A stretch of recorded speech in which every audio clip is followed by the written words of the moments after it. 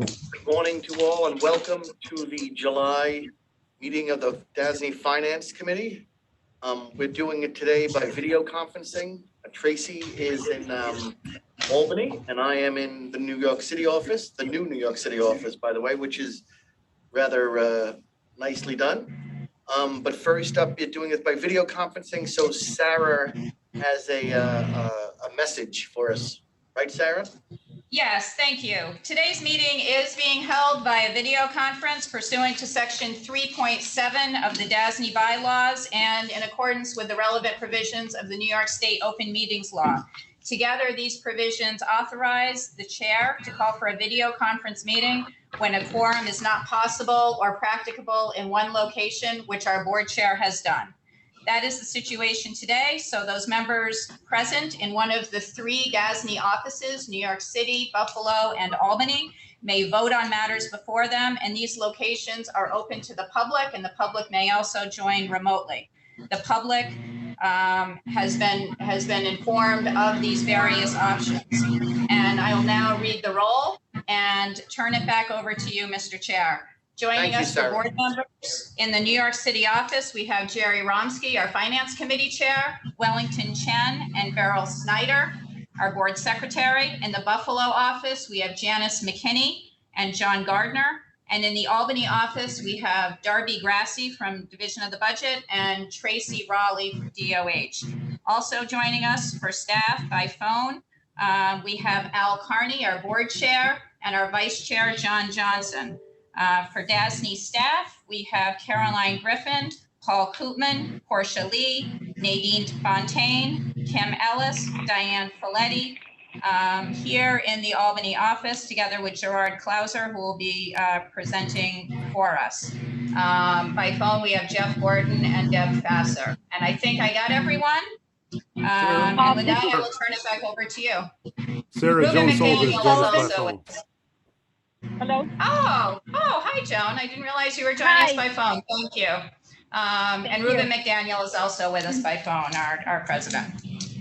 Thank you. Thank you very much, Sarah. So first up on the agenda is the adoption of the meeting minutes from the June 22nd meeting of the Finance Committee.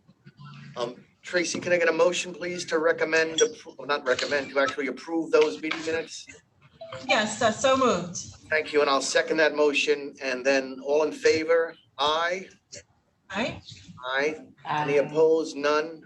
So that motion carries and the meeting minutes are adopted. We only have one matter on the agenda this morning, and that is the Iona College financing, which was previously before this committee. But there has been I guess, a certain change, and Gerard is going to take us through that. So please take it away, Gerard. Thank you. Good morning, Mr. Chairman. Good morning, everyone. It's good to see everybody. I'm bringing the Iona College revenue bonds back to the Finance Committee because we've had a change in the security package. So I just wanted to bring the Finance Committee up to date on that. The original presentation included the necessary sizing for the inclusion of the refunding of the Iona College Series 2012B bonds. Since the resolution to proceed, it's been determined that by doing a forward settlement for the refunding of the 2012 A and B bonds, it will allow for the issuance of tax-exempt bonds as opposed to taxable, which were previously discussed. And there will be increased savings as a result. In addition, the security package necessary to market the bonds will no longer include a mortgage or a lien on tuition receipts or other assets of the college. Also, there's a small taxable component related to the new money transaction. This taxable component is included to provide Iona with ultimate flexibility on their Bronxville campus. That is essentially the change. It is basically the security package that would be the issue of concern that we're looking to make sure that we bring the board up to date on. Thank you, Gerard.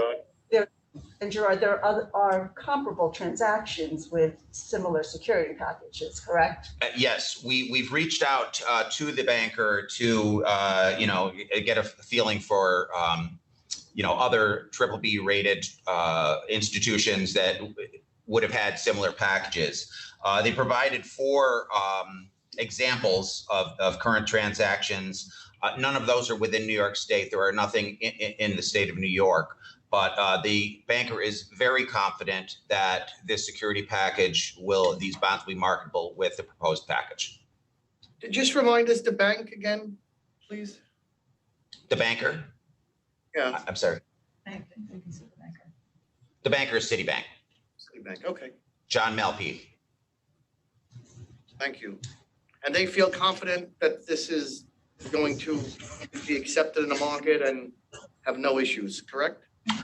Extremely confident. You know, he did propose or provided, Brooklyn Law was a school within the state of New York. They're one notch higher. They were able to successfully sell their bonds. We were really hoping for a exactly parallel transaction.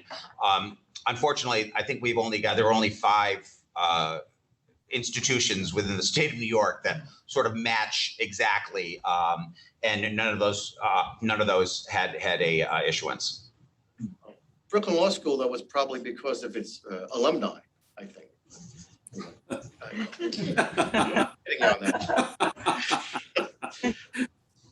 But thanks. Any questions or concerns, Tracy, or any other members of the board who happen to be on this conference? No, I think this is Tracy. I think it's an interesting trend, right? And I just ask if there's no impact on pricing? Do we anticipate with the change in security that it would move the pricing? My conversation with, it's a great question. My conversation, I circled back with John yesterday, and he firmly believes that, the addition of a debt service reserve fund or, providing a mortgage, good for the bondholders, but he does not think that it would have a material impact on the pricing. And they do not want to give away anything that they don't have to, and he feels the pricing is not impacted.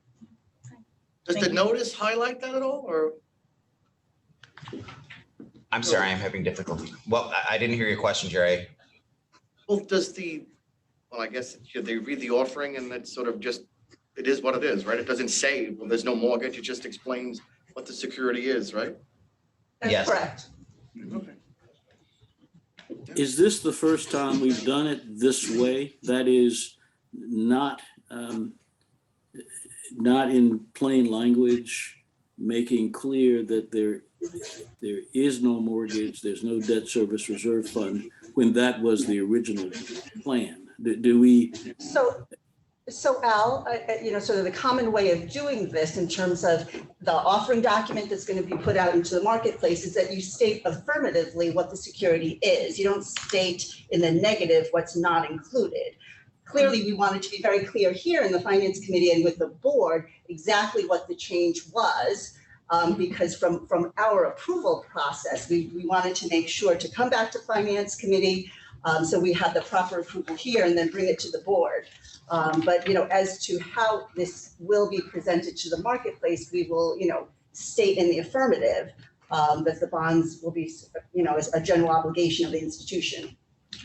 And Portia, One additional, I get it. one additional point, Al, is the initial presentation to the board, we did not include a debt service reserve fund.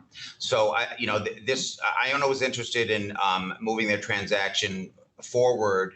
We got them on the agenda for the resolution to proceed, and I guess the mortgage was in that presentation. That's the only thing that's absent from our presentation. That has been removed since our presentation. Well, and that's exactly right, Gerard, and I get it. But in the original presentation, there was a question whether there would ultimately be, as there often is in these deals, a debt service reserve fund. It was the view, staff's view was there would not likely be one, but that decision, it was not clear to me that there was no debt service reserve fund on the table.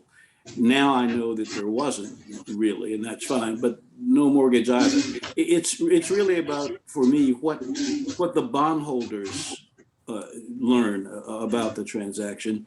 And Portia, you've made the point that we do state in the affirmative. I get that, and I think that's the right way to go. I want to make sure the board members are clear that we've actually gone a fairly long distance with regard to security here. We've changed the deal from its original, and fairly significantly, as it affects the bondholders, not the bank.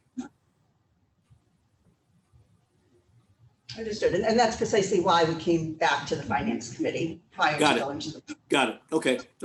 And thank you, Portia. I'm not. I don't have any issues with this deal. I think it's fabulous. I think we're doing it is the right thing for us to do. I just want to make sure the finance committee and the record for the finance committee is clear on that aspect of the transaction. Absolutely. And Iona College is a very substantial, significant institution in Westchester County. So I think it's sort of, even if you put your sort of economic hat on, it sort of helps, the university through its, whatever it needs to accomplish with the funding. So I don't have any problem with it. We're in the right place at the right time for the right institution. I think that's exactly right. So, thank you. But if anybody else has anything else, I know we're doing this by video conference, so maybe I'll just go through. Albany is okay? Buffalo's Yes. okay? Yes. Anywhere else? Okay. So I guess it's just you and I though. Tracy, can I get a motion to recommend approval of this offering at the full board meeting, which will be held in about a minute and a half from now? Yes, so moved. Yeah. Thanks.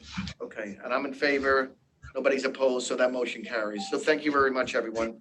I don't think there's anything else on the agenda, Portia. I'm good. That's correct, Jerry. Thank you very much. So I'll look for a motion, Tracy, to adjourn so we can go into a full board. Yep, so moved. Favor, none opposed. Thank you very much.